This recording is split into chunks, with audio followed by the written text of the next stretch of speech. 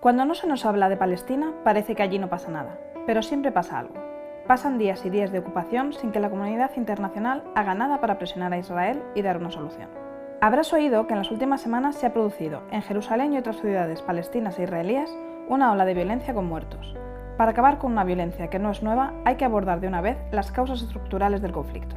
En los últimos tiempos, la tensión por cambiar el estatus de la explanada de las mezquitas por la presión de los colonos israelíes se ha sumado a las dificultades cotidianas de los habitantes de la ciudad. Menores recursos económicos destinados por el Ayuntamiento de Jerusalén a los barrios palestinos frente a los israelíes. Bloqueo en la concesión de permisos de construcción de casas palestinas frente al alza de las colonias israelíes. Problemas legales ya que los habitantes palestinos solo disponen de una tarjeta de residencia en Jerusalén que cada vez es más difícil de renovar. Barrios de la ciudad han quedado cortados al otro lado del muro. Discriminación permanente con violaciones de sus derechos civiles y políticos. Ausencia de liderazgo palestino en Jerusalén Este. En el resto de las zonas palestinas, Cisjordania y Gaza, continúa el deterioro de condiciones de vida y violaciones de derechos humanos. A las dificultades sufridas en Jerusalén se añaden confiscación de tierras y agua por parte de Israel, demoliciones de casas, presión constante de los colonos sobre sus habitantes a los palestinos, bloqueos por controles en carreteras y ciudades enteras que dificultan o impiden moverse a diario, diferentes leyes para israelíes y palestinos. La población civil de Gaza continúa sufriendo el castigo colectivo del bloqueo desde 2007. Sin ninguna solución política en el horizonte, la ocupación crece día a día, dificultando las vidas diarias de las poblaciones palestinas e impidiendo también una resolución negociada y pacífica del conflicto.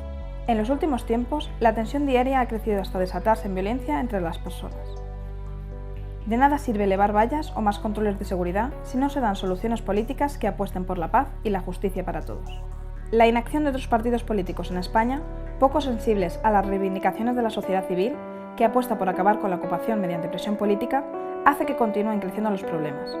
Estos partidos políticos se han escondido detrás de un acuerdo de todos los países europeos, o plantean ahora nuevas conferencias de paz o un reconocimiento sin más, que no aportará nada a la solución del conflicto si no se presiona con decisión. A esto se añade que mientras la colonización de tierras palestinas sigue aumentando, Israel ha exigido cada vez más precondiciones para sentarse a negociar. Es necesario presionarle para retomar la negociación respetando la legislación internacional y exigir que ningún país utilice el derecho de veto para impedir las últimas iniciativas diplomáticas presentadas en la ONU por la Autoridad Nacional Palestina para desbloquear el proceso. Recordamos que la Unión Europea tiene herramientas de presión política como la decisión de impedir negociar con productos de las colonias y las normativas de derechos humanos incluidas en sus tratados comerciales. Por esta razón, el Gobierno de España, encabezado por Podemos, desbloqueará esa inacción de los demás partidos políticos y reconocerá a Palestina como Estado de forma inminente y unilateral. Creemos que este primer paso es imprescindible, pero no el único, para garantizar la paz, la seguridad y el respeto a los derechos humanos entre Israel y Palestina.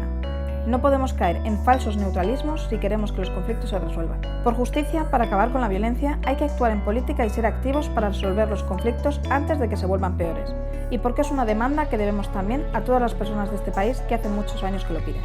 Por esa razón, en caso de violaciones de derechos humanos, nuestro país impulsará la imposición de sanciones a las políticas de ocupación, segregación, discriminación y castigos colectivos por parte del Estado de Israel hacia las poblaciones palestinas. Sigamos el ejemplo de Suecia. Cumplamos con nuestra obligación política y moral. Reconozcamos el Estado de Palestina como una herramienta de negociación y presión para dar solución a las causas estructurales del conflicto.